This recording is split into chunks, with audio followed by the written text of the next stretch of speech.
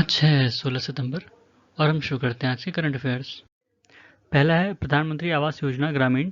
ये अप्रैल 2016 में शुरू की गई थी। इसका उद्देश्य था 2.95 करोड़ घर बनाने हैं अब मार्च 2022 तक, लेकिन क्योंकि बीच में कोविड आ गया और सब कुछ रुक गया तो इसकी डेट जो है एक्सटेंड करके मार्च 2024 तक रखी गई है। इसमें जो बेनिफिशरीज हैं वो सोशियो इकोनॉमिक कास्ट सर्वे जो 2011 का हुआ था उसके बेसिस पर चुने गए हैं और ये union ministry of rural development के अंडर में है। ठीक है, उनके डाटा के हिसाब से 2000 अगस्त 2022 तक 2.02 करोड़ घर बन जा चुके हैं। ठीक है, उसके बाद दामोदरन कमेटी, ये वेंचर कैपिटल और प्राइवेट इक्विटी द्वारा जो इन्वेस्टमेंट को बढ़ाने के लिए ये कमेटी बैठाई गई है। उसके बाद तमिलनाडु गवर्नमेंट ने सरकारी स्कूल में बच्चों के लिए ब्रेकफास्ट की स्कीम लाई है। ठीक है, उसके बाद बीएसएफ जो बॉर्डर सिक्योरिटी फोर्स है उनकी पहली जो महिला कैमल राइडिंग स्क्वाड है उनको डिप्लॉय किया गया इंडिया पाकिस्तान बॉर्डर पे। ठीक है, राजस्थान और गुजरात में। बीएसएफ जो है वो पाकिस्तान और बांग्लादेश के बॉर्डर को गार्ड करती है, जो इंडिया का उनसे बॉर्डर लगता है, और ये सीएपीएफ के अंदर में आती है, सेंट्रल आर्म पुलिस फोर्स के अंडर में। ठीक है, जो कि होम मिनिस्ट्री के अंडर में है। और बीएसएफ जो है वो 1965 में इसकी स्थापना की गई थी। उसके बाद असम ट्राइबल पीस एग्रीमेंट, ये एक ट्राईपार्टाइट एग्रीमेंट था, सेंट्रल गवर्नमेंट, असम गवर्नमेंट और 8 ट्राइबल ग्रुप्स हैं, मिलिटेंट ग्रुप्स से उनके बीच में हुआ। ठीक है, इसका उद्देश्य था कि जो बहुत पुरानी उनके यहाँ कॉन्फ्लिक्ट चल रहा था टी गार्डन और ट्राइबल्स को लेके और असम गवर्नमेंट से लेके, ठीक है, उसको रिजॉल्व करना। इसमें कई सारे ट्राइबल हैं, ठीक, ट्राइबल ग्रुप्स हैं, इनके नाम लिखे हुए हैं। ठीक है, ऐसे ही कई सारे एग्रीमेंट अभी नॉर्थ ईस्ट में रिसेंटली हुई हैं। एक नागालैंड को लेके, फिर असम मेघालय के बीच में एग्रीमेंट हुआ था। जो भी उनके कॉन्फ्लिक्ट हैं वो धीरे धीरे रिजॉल्व किए जा रहे हैं। फिर है financial stability and development council. ये एक उच्च स्तरीय संस्था है जिसको भारत सरकार ने 2010 में बनाया था। ये स्टेचुटरी बॉडी नहीं है, मतलब पार्लियामेंट के द्वारा नहीं बनाया गया है, और न ही कॉन्स्टिट्यूशन में इसका कोई बेसिस है, मतलब एक्स्ट्रा कॉन्स्टिट्यूशन है, और ये एग्जीक्यूटिव ऑर्डर से बना है। ठीक है, और ये जो संस्था है वो फाइनेंशियल स्टेबिलिटी डिवीजन, जो कि खुद department of economic affairs, ministry of finance के अंडर में आता है। इसमें कंपोजिशन देखा जाए तो चेयरपर्सन जो होते हैं वो यूनियन फाइनेंस मिनिस्टर होते हैं। ठीक है, और जो मेंबर्स होते हैं उसमें आरबीआई के गवर्नर और जो कई सारी इनकी मिनिस्ट्रीज़ हैं उनके जो सेक्रेटरीज होते हैं, जैसे finance secretary, department of finance services के सेक्रेटरी, कॉरपोरेट अफेयर्स के secretary, electronics and information technology के सेक्रेटरी, चीफ इकोनॉमिक एडवाइज़र जो मिनिस्ट्री ऑफ फाइनेंस में है वो। ठीक है, और कई सारे चेयरमैन जो जैसे सेबी के, आईआरडीए के, आईबीबीआई के और पीएफआरडीए के जो चेयरमैन हैं वो भी इसमें रहते हैं। और इसका जो सेक्रेटरी है, मतलब इस संस्था का, काउंसिल का, वो एडिशनल सेक्रेटरी जो डीईए में है, ठीक है, डिपार्टमेंट ऑफ इकोनॉमिक अफेयर्स में, मिनिस्ट्री ऑफ फाइनेंस में, वो होते हैं। अब इसके फंक्शंस क्या क्या हैं? बहुत सारे फंक्शन हैं। Financial sector development, inter regulatory coordination, financial literacy, financial stability, financial inclusion. ठीक है, कई सारे इनके काम हैं। फिर है वर्ल्ड मेट्रोलॉजिकल ऑर्गेनाइजेशन ने कंफर्म किया है कि ला नीना इस बार तीसरे साल तक रहा है। नॉर्मली ये 2 साल तक रहता है फिर डिसअपेयर हो जाता है, पर इस बार तीसरे साल तक रहा है। ला नीना और एल नीनो जो है वो स्पेनिश वर्ड है। लिटरली अगर देखा जाए तो इनका मतलब होता है एक बालक। ला नीना मतलब एक बालिका, एल नीनो मतलब एक बालक। ठीक है, और ये वेदर फिनोमेना है जो कि ओशन सरफेस की वार्मिंग और कूलिंग से एसोसिएटेड है। ठीक है, मतलब जब बहुत ज़्यादा गर्म या ठंडा हो जाता है ओशन सरफेस, खासकर जो इसमें बात की गई है पैसिफिक ओशन की जो इक्वेटर के आसपास है, साउथ अमेरिकन के जो कोस्ट हैं वहाँ से लेके डार्विन, जो ऑस्ट्रेलिया में डार्विन एक जगह है, वहाँ के कोस्ट तक का पानी उसका टेम्परेचर देखा जाता है। ठीक है, इनको शॉर्ट में ENSO कहते हैं, El Nino southern oscillation system, ये दोनों मिला के बनते हैं। जब एल नीनो होता है तो वहाँ पे साउथ अमेरिका में बहुत ज़्यादा बारिश होती है, और जो हमारा मानसून प्रभावित होता है निगेटिवली, मतलब हमारे यहाँ बारिश नहीं होती है उस साल। जब भी वहाँ एल नीनो रहेगा वहाँ बारिश ज़्यादा होगी और यहाँ बारिश नहीं होगी अपने यहाँ। हालांकि और भी फैक्टर हैं पर मेजर फैक्टर यही होता है।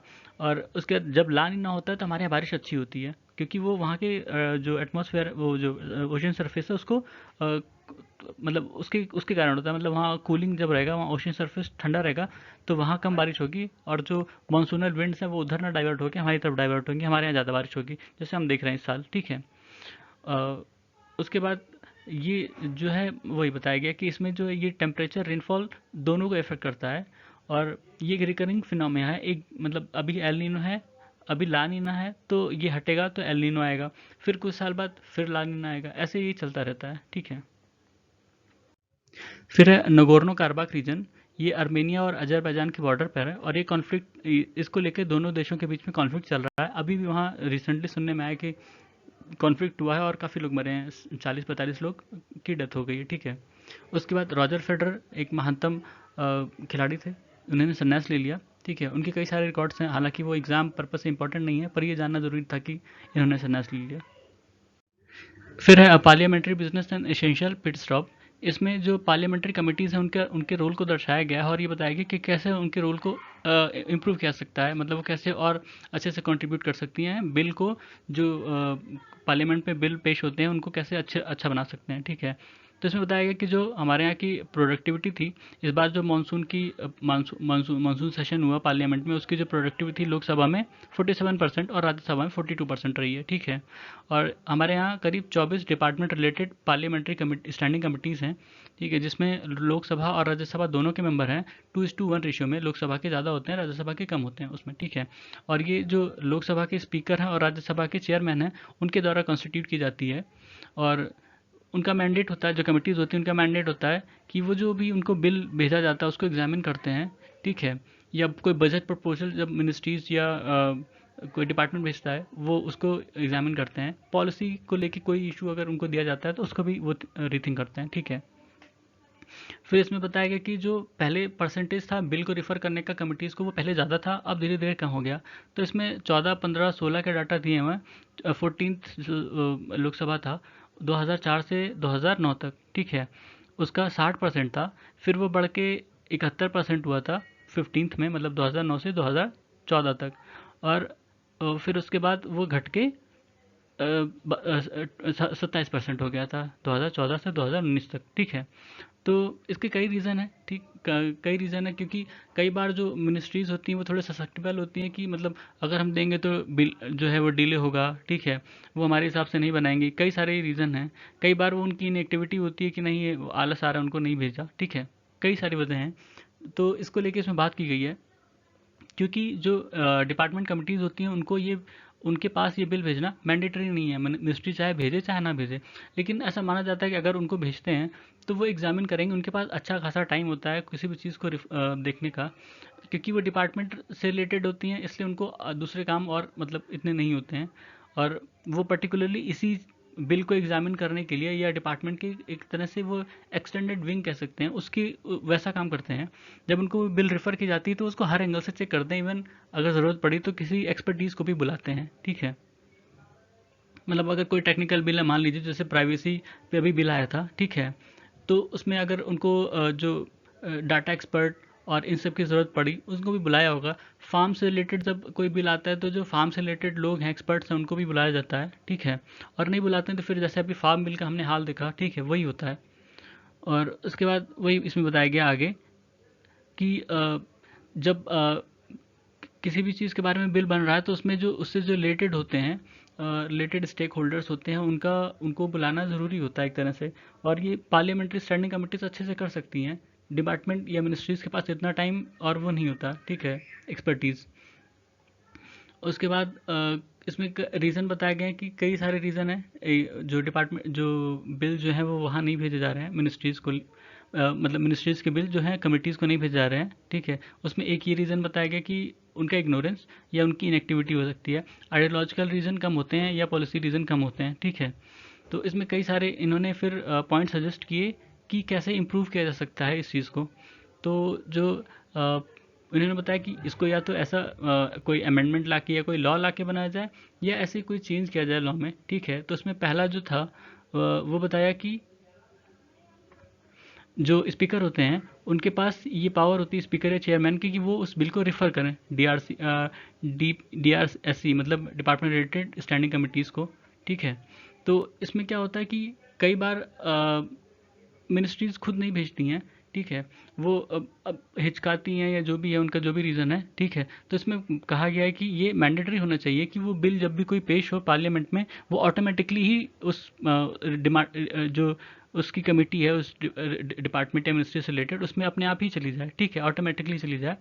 और यह मतलब जब तक कि कोई ऐसा रीज़न, ठोस रीज़न ना दिया जाए कि क्यों ना भेजें, ठीक है, तब तक वो ये अपने आप ऑटोमेटिकली हो जाना चाहिए। उसके बाद इन्होंने दूसरा बताया कि जो डिपार्टमेंट मतलब कमिटीज़ होती हैं, उसमें जो मेंबर्स होते हैं, क्योंकि वो मेंबर्स अलग अलग पार्टी के होते हैं और हर पार्टी का अपना विप होता है, ठीक है। विप उनको एक तरह से बांधे रखता है कि आपको ये चीज़ बोलना है, ये चीज़ नहीं बोलना है, ठीक है। तो जब वो कमेटी के मेंबर हैं तो विप उन पे लागू ना हो, ठीक है, ताकि वो फ्रीली अपनी बात को रख सकें, चाहे वो उसके फॉर में हो चाहे अगेंस्ट में हो, क्योंकि वहाँ वो एक खास मकसद के लिए उस कमेटी में है और उसका उद्देश्य होता है कि वो उस बिल को मतलब जितने अलग अलग पर्सपेक्टिव से उसको देख सकें, देखें, ठीक है, ताकि उसमें कोई कमी रह जाए तो उसको निकाला जा सके। उसके बाद तीसरे इन्होंने सजेशन दिया था कि एक टाइमलाइन होना चाहिए इनका, जो भी कमिटीज़ हैं जो उनको बिल दिया जाता है, उसका एक फिक्स टाइमलाइन हो और उसको वायलेट ना किया जाए। अगर वायलेशन होता है उस टाइमलाइन का, तो मिनिस्ट्री या डिपार्टमेंट जिसने ये बिल पेश किया था उसके पास ये पूरा हक होना चाहिए कि वो उस टाइमलाइन के बाद खुद ही उसको पेश कर दे पार्लियामेंट में बिल को, ठीक है। फिर चौथा सजेशन इन्होंने दिया था कि जैसे एक्सपर्ट होते हैं अलग अलग फील्ड के, उनको इनवाइट किया जाना चाहिए, ठीक है, क्योंकि डोमेन नॉलेज सबके पास नहीं होता। मिनिस्टर्स के पास तो रेयर ही केस है, कोई बहुत एक्सपर्ट हो तो पता नहीं, नॉर्मली नहीं होता, ठीक है। तो हमें उस फील्ड से रिलेटेड लोगों को बुलाना पड़ता है। इसमें जो फोर्थ पॉइंट था वही था। फिफ्थ में बताया गया कि उनका जो मतलब फिक्स टाइम लिमिट से रिलेटेड था वो बहुत स्ट्रिंजेंट होना चाहिए, मतलब कमिटीज़ का। और जब तक कि वो खुद ना मांगे, मतलब क्या है कि एक्सटेंशन के लिए, ठीक है, तब तक उनको नहीं देना चाहिए एक्सटेंशन उस टाइम के लिए। उसके बाद सिक्स में था कि जैसे दो सेशन जब होते हैं पार्लियामेंट्री सिटिंग के, उसके बीच में काफ़ी टाइम होता है। मान लीजिए जैसे विंटर सेशन होगा, फिर बजट सेशन होता है, या फिर बजट के बाद मॉनसून सेशन होता है, तो इनके बीच में अच्छा खासा टाइम होता है, ठीक है। तो उस टाइम का भी यूटिलाइज करना चाहिए।